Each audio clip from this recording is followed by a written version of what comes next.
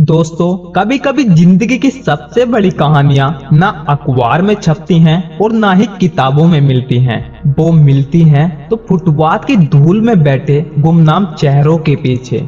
दोस्तों, आज मैं आपको एक ऐसे ही शख्स की कहानी सुनाने जा रहा हूँ जिसे आपने शायद सड़कों पर भीख मांगते हुए देखा होगा। जी हाँ दोस्तों, ये कहानी है एक भिखारी की जिसका नाम था भोला। लेकिन उसकी आत्मा किसी राजा से भी बड़ी थी और उसने जो किया उसे बड़े बड़े अमीर लोग भी नहीं कर पाए, क्योंकि वो था एक जीता जागता चमत्कार। और जब आप ये पूरी कहानी सुनोगे तो शायद आप भी उन लोगों के लिए अपनी सोच बदल दोगे जिन्हें आप अब तक नजरअंदाज करते आए हैं।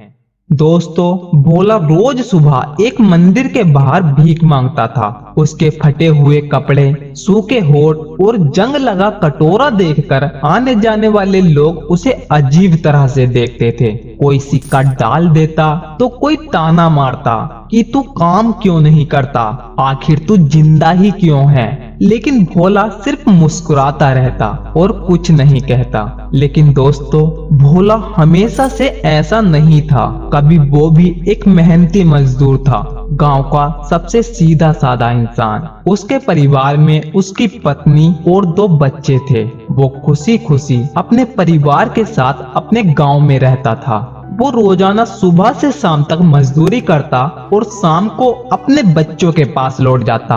लेकिन किस्मत को शायद ये मंजूर नहीं था। एक दिन भोला रोजाना की तरह मजदूरी करने गया और जब शाम को वो अपने घर लौटा तो उसने देखा कि पूरा गांव आग लगने की वजह से तबाह हो चुका है और गांव के साथ साथ उसका घर, उसके बच्चे सब एक ही पल में उसे छोड़कर चले गए। वो वहीं बैठा रहा, रोता रहा और उस राख के ढेर को देखता रहा, क्योंकि उस राख के ढेर में उसका घर भी था और उसके अपने भी।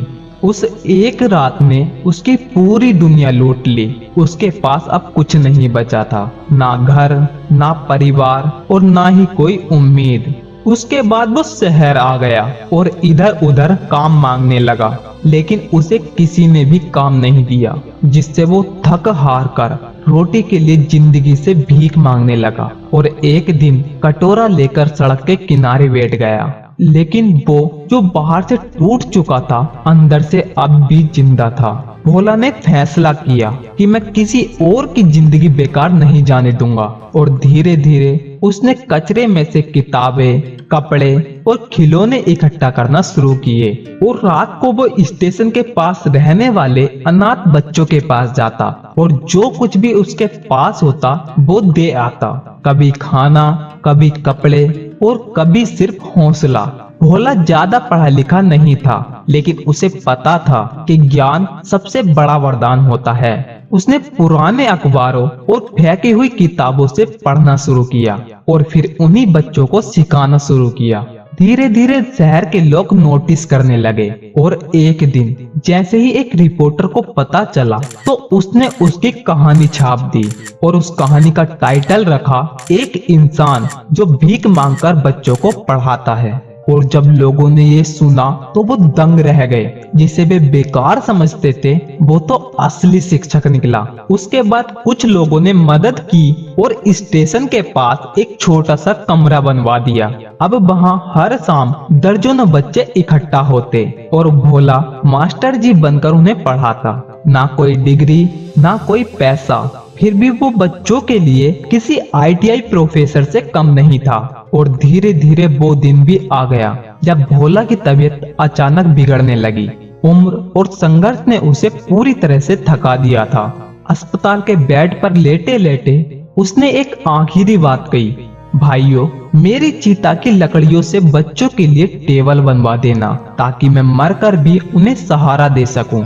और फिर भोला हमेशा हमेशा के लिए इस दुनिया को छोड़कर चला गया। लेकिन उसके सपने जिंदा रहे।